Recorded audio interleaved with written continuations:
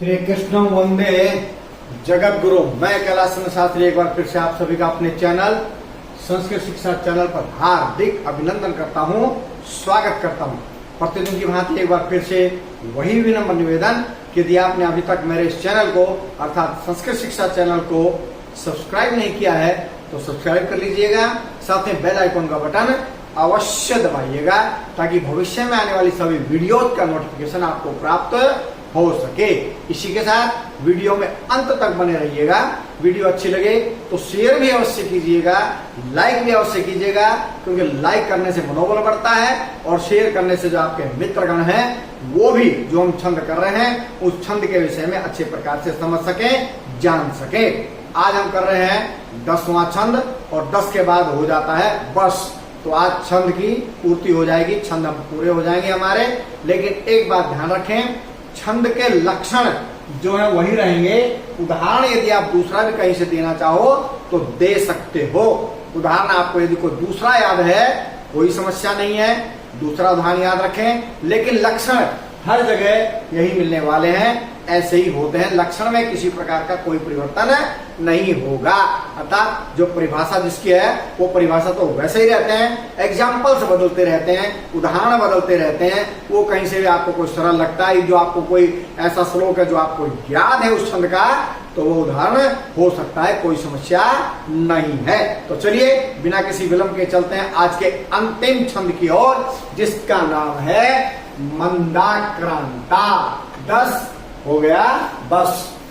तो मंदाक्रांता छंद में क्या, 17 वर्णों वाला समवृत्त, अर्थात इसके चारों चरणों में 17 वर्ण होते हैं। समवृत्त, अर्धवृत्त और विषवृत्त, आप सब समझ गए। विषमवृत्त तो समवृत्त हुआ है जिसमें सभी चरणों में समान वर्ण होते हैं। तो मंदाक्रांता एक ऐसा ही छंद है जिसके चारों चरणों में 17 वर्ण होते हैं। तो चलिए चलते हैं इसके लक्षण की ओर। लक्षण ध्यान से पढ़ेंगे हम, किसी प्रकार की कोई त्रुटि नहीं होनी चाहिए। मंदाक्रांताम्बुधिरसन गैर्मो भनौतौ गयुगमम्। मंदाक्रांताम्बुधिरसन गैर्मो भनौतौ गयुगमम्। अर्थात क्या मतलब है इसका अर्थ या लक्षण का जो कहना चाहते हैं हम, आखिर ये छंद होता क्या है।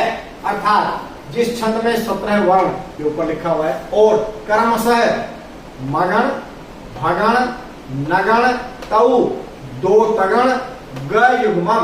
ग युग्म, युग्म माने होता है जोड़ा, ग का युग्म, ग मतलब गुरु वर्णों का जोड़ा।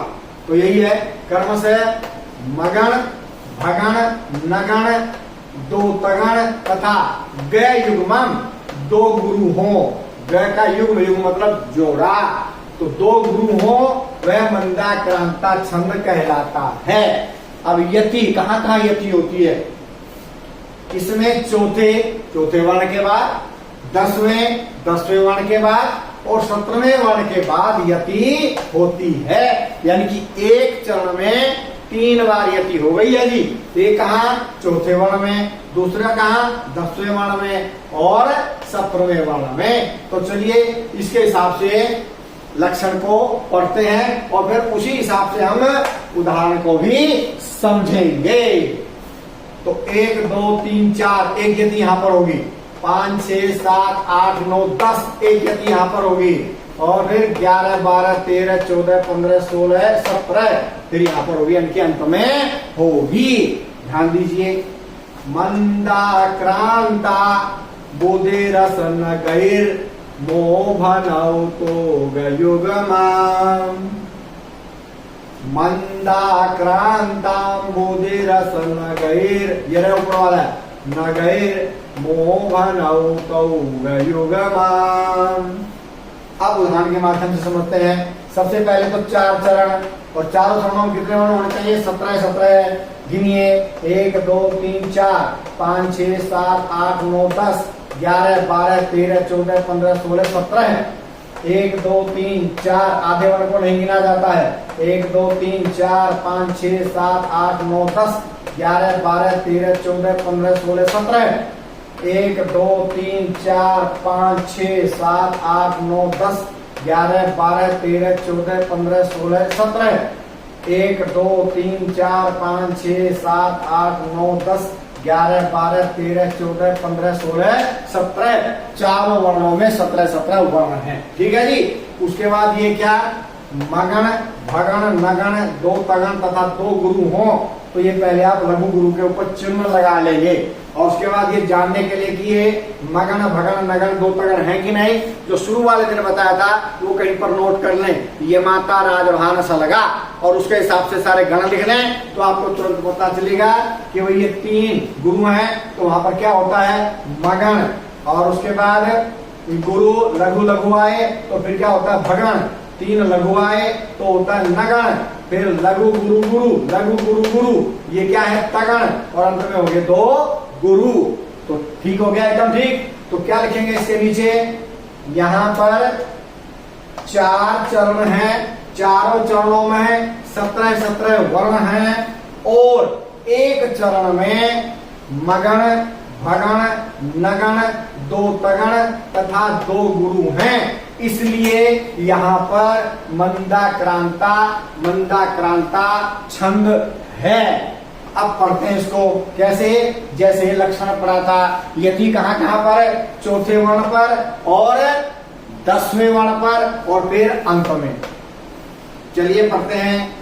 जातम वंशे भुवन विदिते पुष्करावर्त का नाम, जातम वंशे भुवन विदिते पुष्करावर्त का नाम, जानामि त्वाम 1 2 3 4, जानामि त्वाम प्रकृति पुरुषम काम रूपम मघोन है, तेनार्थी त्वाम त्वयि विधिवसात् दूर बंधुर्गतोऽहम्, यांचा मोघा वरम अधिगुणे नाद में लब्ध कामा।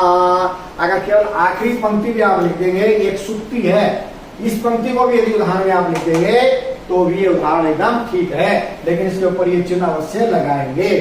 यांचा मोघा वरम अधिगुणे नाद में लब्ध कामा। तो इस प्रकार से हमने छंद आज पूरे कर लिए हैं। आशा करता हूं कि आपको अच्छे से समझ में आए होंगे। कल से हम चलेंगे एक नए विषय को लेकर के और वो नया विषय है अलंकार। ठीक है जी।